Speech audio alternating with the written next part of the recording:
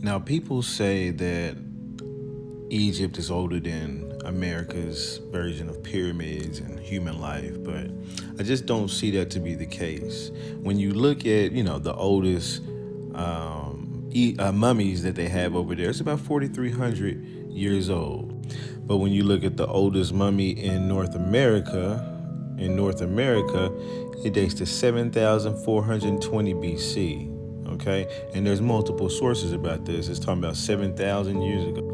And this is in Chile, and it's the Chichamoro mummies, or however you say that, and it shows here on a different document, it's 7,000 years old. Another one from NPR down below, it says how a 7,000-year-old mummy found in northern Chile, and blah, blah, blah. And I think this is on the BBC or somewhere. The ancient mummies older than Egypt's. The Egyptians may have the most famous mummies, but they're not the oldest. The Chinchorro people of Chile, desert, blah, blah, blah, mummies over 7,000 years ago, okay? Now, it really doesn't matter who has the older pyramids when somebody has the older mummies. It explains that these people were doing practices long before those people were, possibly. Maybe they started the pyramids first. I don't really believe that, but that's what they say. The next thing these Africans will try to do is hang their head on being the oldest life after that, but there's not really too many complete official sources. I mean, there's some EDU sources which are decently official, but most of them have conflicting time frames. You got a 6 to 2 million year time span. History Channel says 2 million, which is what they said above, right here. Khan Academy is talking about 70 to 100,000 years or so. YourGenome.org talks about 200,000 years. Australian Museums gives credit to Africa, 200,000 years. Smithsonian. It's just a lot of conflicting things, and nothing completely official. But I like, and a lot of the times these people find a random rock or some random things, and they carbon dated, but it's like, how come all of these people aren't on the same page? But here in the North Americas, there's a ton of earthworks that are bigger than the Pyramid of Giza, and they haven't even been looked into hardly yet. And in the center of this city lies the largest man-made mound north of Mexico. Behind me, you can see a series of mounds leading up to the biggest mound, which is called Monk's Mound. And that was not only the largest mound here, it's the largest prehistoric earthwork in the Americas, the largest totally earthen mound built in North or South America. Monk's Mound is over 10 stories tall and covers 14 acres, making it the largest pyramid per square feet in the entire world. From this view, the chief would have been able to look out and see his empire stretching for miles in every direction. The fourth and final terrace in Monk's. Now, some people do find things in those mounds, and they talk about it. We find copper tooling, and we find beautiful pottery. Again, these also represent typical Hopewell artifacts found in the archaeological record. And this right here is particularly interesting because we do find the copper breastplates. I want to say something it's really neat. These copper breastplates, as they're buried with the individual, the copper carbonate from the plate itself preserves whatever is underneath that plate. In this case, it's going to be the clothing that the person was wearing. Show you some Egyptian stuff here real quick. And some Hebrew. And of course, this guy here, Dr. Gordon was the first guy to see this and recognize it. Henriette Mertz kind of put him onto it. She felt it was the same thing, so they both realized this was definitely a very, very old piece. I got this great photo from Dr. John White. This belongs to... And just to go a little bit further, you got the Zodiac and all that. You got... Okay.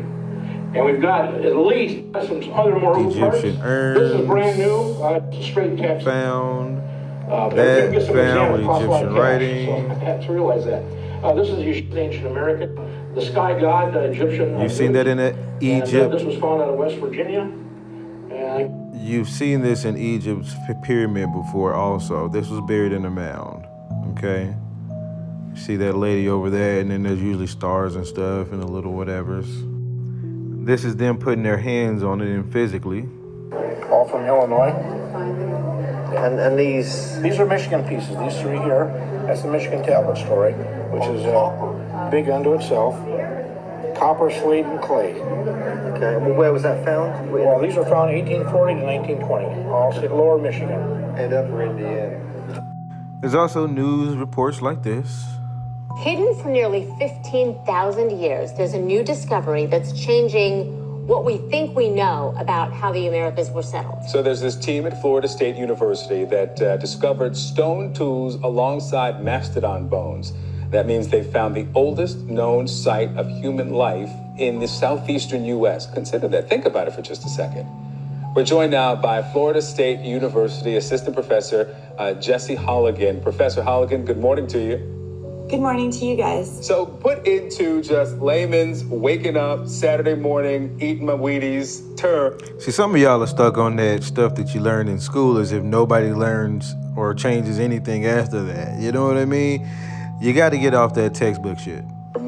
What this means, the discovery of these tools.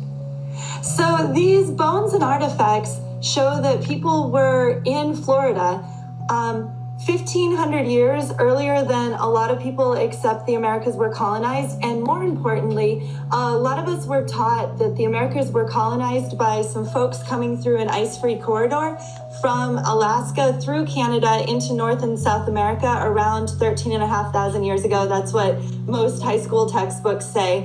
That ice-free corridor wasn't open until 14,000 years ago. This site is 500 years older than that, and in Florida, which is by any stretch of the imagination, kitty corner across the continent from Alaska. So kitty corner across the continent from Alaska. So it means that we really have to re-examine how and when the Americas were colonized. So this is...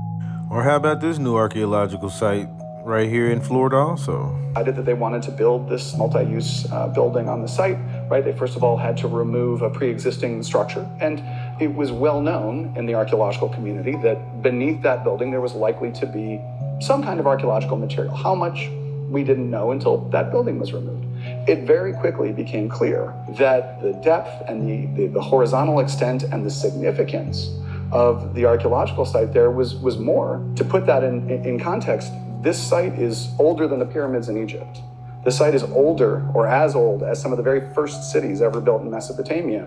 And yet, very little is known, comparatively, about these people who built this site, who lived there hundreds and... So, like I said, you're not going to find this in a textbook.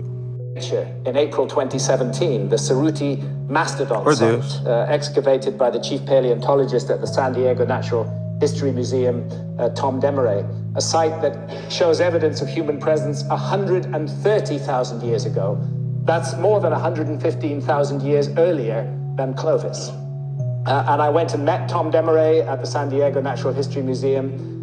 And like anybody else who's suggested an earlier date for the peopling of the Americas, he has suffered the most unpleasant and vicious attacks, mainly from archaeologists. Because he's threatening them. They have somehow missed this. They ain't missed shit. Were in the Americas for more than 100,000 years before they said. And Tom Demeray's evidence is threatening them. They have somehow missed this, that human beings were in the Americas for more than 100,000 years before they said. And Tom Demeray's evidence is compelling. The attacks on him will continue, but he spent a day with me. He showed me that evidence in great detail. Again, I set it out at length in the book, and I'm convinced he's absolutely right. When confronted... And just a quick thing, those Native Americans say they don't know who built them, those mounds. When confronted with the question of who built these earthen structures, later inhabitants of North America didn't accept that these finds were the work of ancestral Indians. The finds indicated a more sophisticated culture had once thrived there. Not only did the current lifestyle of the Indians seem unrelated, but the Indians themselves, when asked who was responsible for the mounds, they don't know our culture. Didn't have an answer. Siberian culture. Americans.